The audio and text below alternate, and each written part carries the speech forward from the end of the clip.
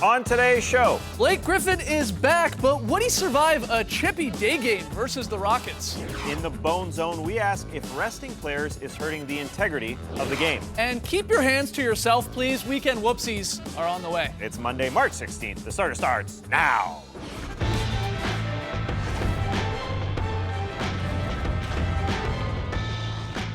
Good evening, Sweet World, and welcome to The Starters. Whether you're joining us live online, listening to the podcast, or catching us on NBA TV, we're very, very happy to have you.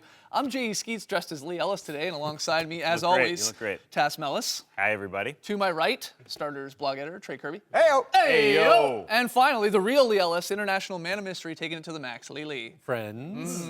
Lee, yes. If you don't know what's going on and why I'm dressed like this, I lost a bet with Lee Ellis last week. We made a trade, and I said I could catch you in our fantasy basketball standings. I didn't. Thanks a lot, Lance Fresh. You killed him, so he killed me. So as a result, I'm wearing Lee's swaggy shirt. Yeah, get a nice zoom on that because it's like a magic eye. You can see a schooner if you look really close. Well, you can see a schooner. You can see the '87 All-Star game a little bit in there. I think you threw it last week. I think you wanted to wear that. I did not want. You know, it's an ugly shirt. Let's just call it what it is. Look at the size. Like, how big? This is a medium? A dad's medium, for sure. Yeah, definitely. You can do with a bit of fattening up, I think. So fill it out. Our makeup artist said I looked like Santana. That's actually quite a compliment. So thank you. All right, let's get into it. We have Bones coming up later in the show. We got the weekend whoopsies. But first, it's fill in the blank on Mondays. We ask you to play along at home. Jump on Twitter, hashtag the starters. First one, Tass. The Bulls lost to the Thunder on Sunday, but I want you to fill in the blank. Tom Thibodeau, the coach of the Bulls, not playing Joakim Noah late in the fourth was blank. I think it's telling that Tibbs is playing by the minutes rules of the Bulls, and I guess he's a little bit frustrated with all of it because we haven't heard about a minutes restriction since the beginning of the season.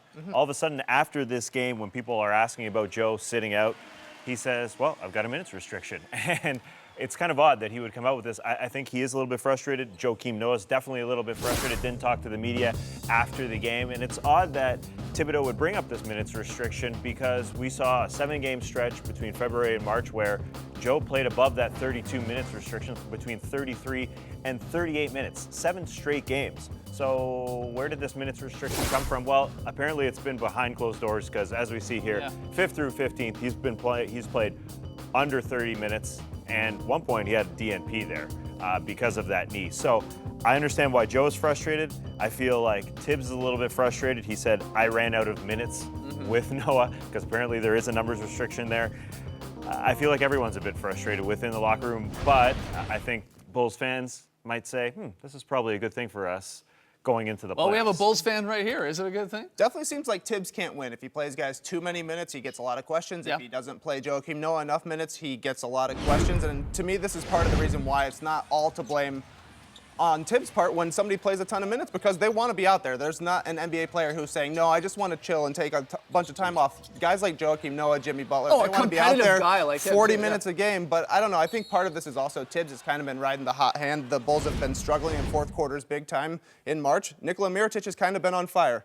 So he's getting a little bit more time. Powell's minutes are going down. Joakim Noah's minutes are going down. I think it's nice to be able to rest those guys a little bit for the playoffs, but it seems that there's still a few things to be ironed out with the actual duo he wants to go with, big men. That's absolutely right. I mean, you look at Noah's numbers. It's been a rough season for him, down across the board there, including the minutes.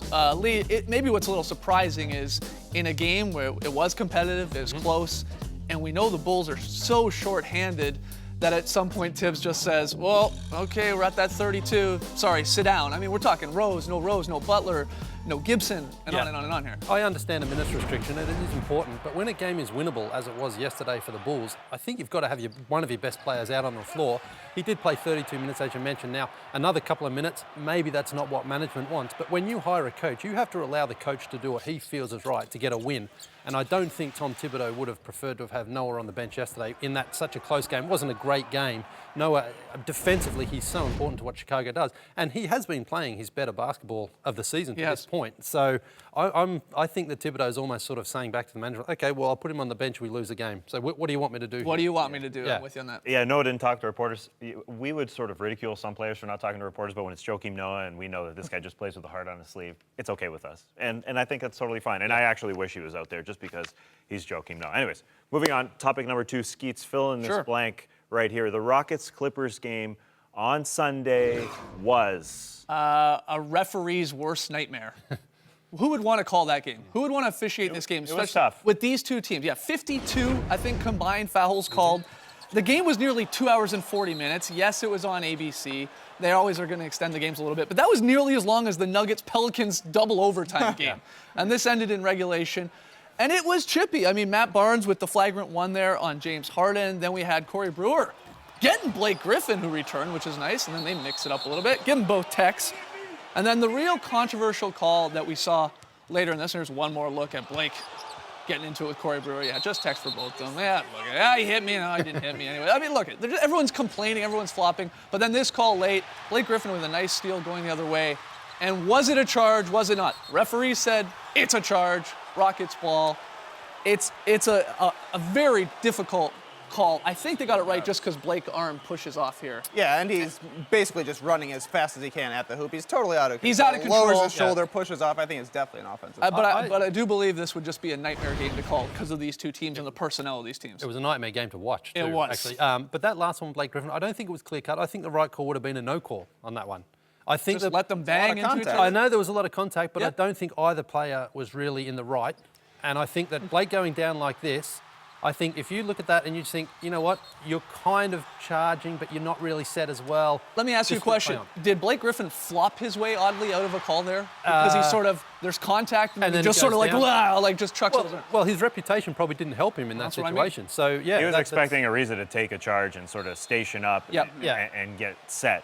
But Because we always see that in the NBA, but then it didn't happen, so he kind of just had to throw his body into it. Yeah, It was tough. It was a tough call. And because there was contact there, they felt that it was a block, but obviously the Rockets felt that Ariza was barged into. So both had a strong case, but I'm not sure. One negative thing I think the Clippers have going for them is everyone knows, league-wide, even the commentators, Jeff Van Gundy said the Clippers complain about every single call. He said that right off the bat a few minutes into the game.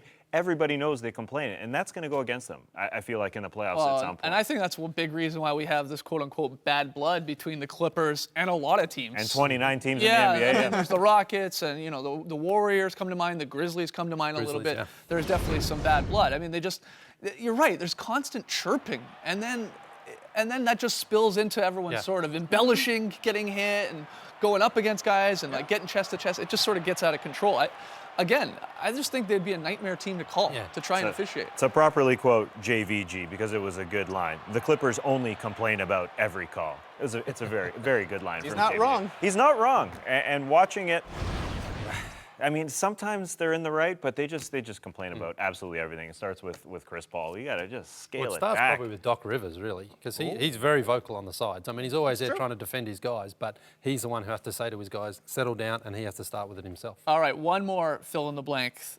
Anthony Davis's Sunday box score versus the Nuggets was. It was good. I honestly, it? Good? Just good because. What are you talking about? Because the expectations are just so low with this guy. I feel like he could be better than this. This just felt like a ho-hum game for him. That's how good he is. He can do everything on this basketball floor. I know it's an unprecedented line, 36, 14 boards, 9 blocks, 7 assists, but it felt No like... one has ever I know. done that. It's unbelievable. It felt like it came within sort of the rhythm of the game. Yeah. And he wasn't forcing it. And this team should have got a victory. And that's why it was sort of disappointing, was watching them give up 110 points to a Nuggets team in regulation. Yeah. You've got a guy blocking 9 shots.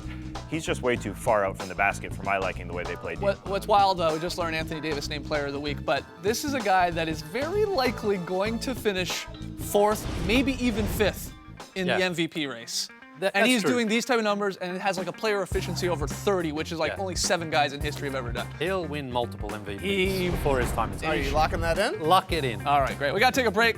Coming up, Brent Berry joins us in the Bone Zone to discuss whether resting players is actually hurting the league. Come on back.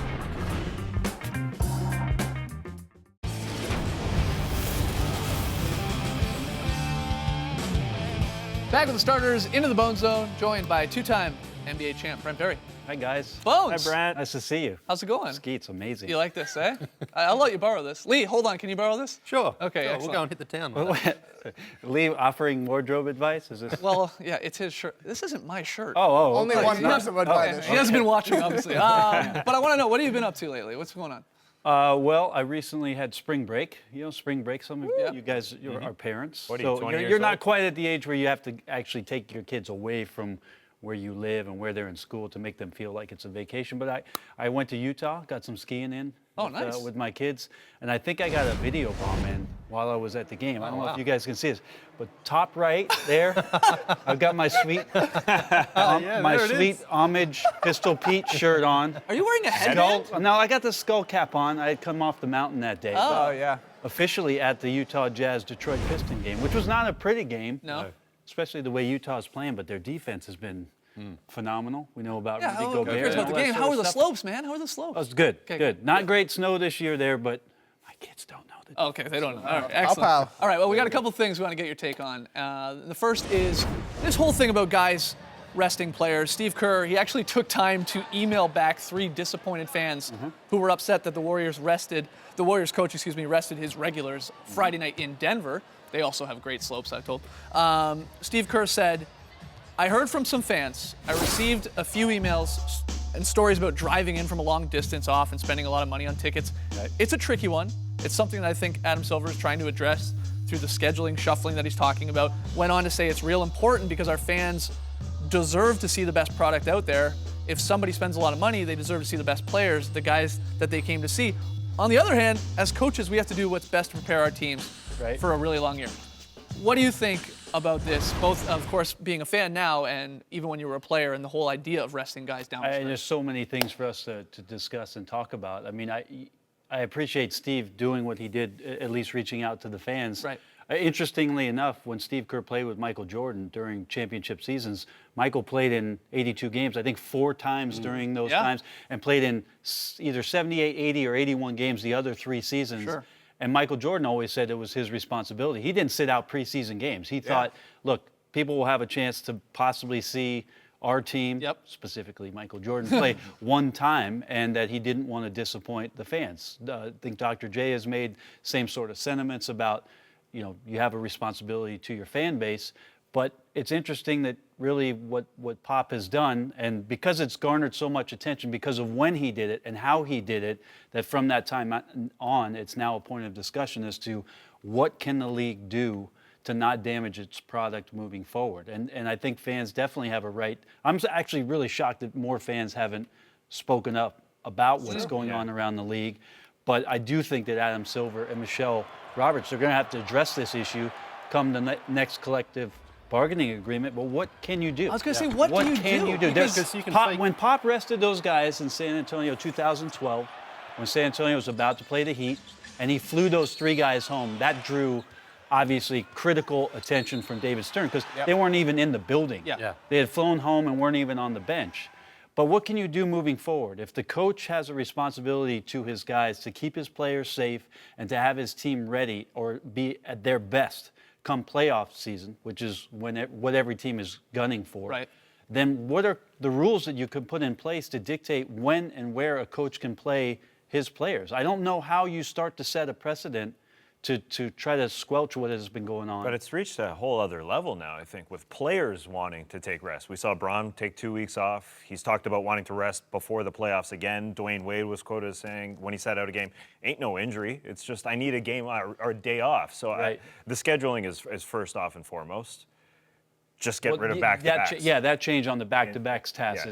is It's gotta come. obviously got to come. And Mark Cuban made the comments about we could extend the season and play into July, and then Pop responded to Mark's comments by saying, July, thanks. you're not going to see me around. Yeah, you see it there, what Cuban said, exactly. He says, everyone's considering this idea, everybody's for it now, and then Popovich said, no, July, count me out. Life is too short. Life's too short. If you think I'm going to be around in July, you could forget about Yeah. it. So, What about getting rid of some preseason games? That would make sense. there's no question that that's a possibility, but there's so many other things on the agenda for what they're going to do doubt. moving forward with the new TV deal and the cap and the gambling issue, which has opened up another can of worms. But the scheduling thing and the back-to-backs, just going to be really interesting how you handle it. Because, again, I don't know how it is that you tell your coach who he can play and how he can play them. I saw somebody offer up an interesting idea that if you were to rest a guy without seeing some significant injury, that it would have to be for a minimum of 2 games or possibly Oh, 3 interesting. games, which would be interesting in that for positioning, you can't just pick and choose,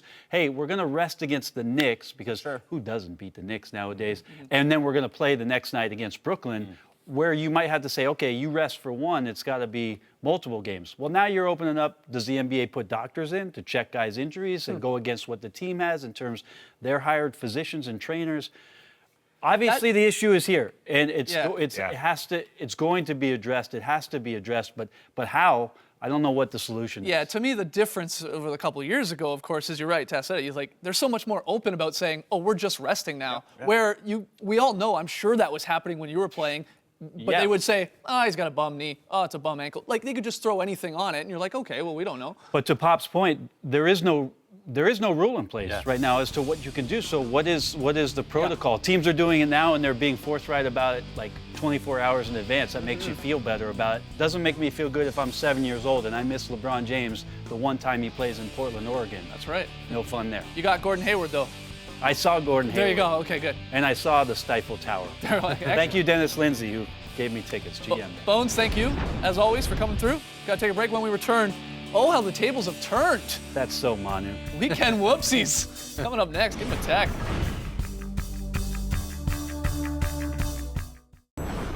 Let's get to the weekend whoopsies. Manu Ginobili at the line. Doesn't like how quick referee Leroy Richardson passed him the ball. I don't get here much. Can I take my time? That's a T on you, Leroy. Give him a sec. Get set up, Leroy. Where you got to go? I love it. Fan sitting courtside got a little too close to the action with LeBron James going over there. Reaches out, does a real Steve Bartman here. Oh, no. Gets a hand on the ball. It's all right. Would stick Refs with are right the on top Cavs. of that one. I feel like if he didn't say, I'm sorry immediately, that it would have been okay. He said, oh, I'm sorry, as soon as he touched it. Robin Lopez continues his war on mascots, taking care of the Raptors. This game is between the Blazers and the Raptors, but you see how you got mascot backup. Harry the Hawk flew in because he knew what was going on, just to help out against Rolo. On Saturday, Steph Curry goes tumbling into a first couple of the rows there. And he got a little sticky, probably a drink spilled on him. So how do you get it off? Yeah, lick it. Tasty. Yeah. Oh, wait. Tasted better than it smelled, apparently. Yeah. What's something that spills on you that's liquid that smells bad? I don't want to actually know the answer, but something. Yeah, it's probably just stale beer or something. Doc Rivers, this is a weird one. Loosens up before the game. Just really wrenches that neck around. He's having some neck issues, I guess. Looks more like dog Rivers. Lee, do you do this in yoga? No, not quite. We do a little bit of stretching, but not that extreme. No, not to that extreme. No. eh? His teeth coming out. That's... Getting his smile already, I guess. On Friday, referee Derek Richardson goes a tumbling. Now, this is Tupat's fault here, Patrick Patterson. It's like a game of dodgeball breaks out. Clips him, and he is out. Yeah. Why did he go down, though? A ball hit him. Yeah, well. Well, I think it's But when you're moving that fast, you know, the smallest thing can throw you off. as Nav giving a helping hand. Yeah, that's right, Superfan Nav. Here's a guy who loses his balance. It's just hilarious. Jared Jack needs to do some yoga, Lee. No balance here. Just loses Well, it. actually, he stays on his feet. I so guess. I'd say he probably does do yoga. Well, he's got to cover. He should cover the man in front of him there. Isaiah Cannon gets a lot of room just to bank it home. Oh, Benj Pretty loves funny. it. Furcan, what's up, dog? And on Sunday, Big Baby with the crazy tip versus the Rockets. Tip is great, the mean muggin's even better. As You is just get to react for always everyone. the case with Big Baby. And they mic'd him up as well.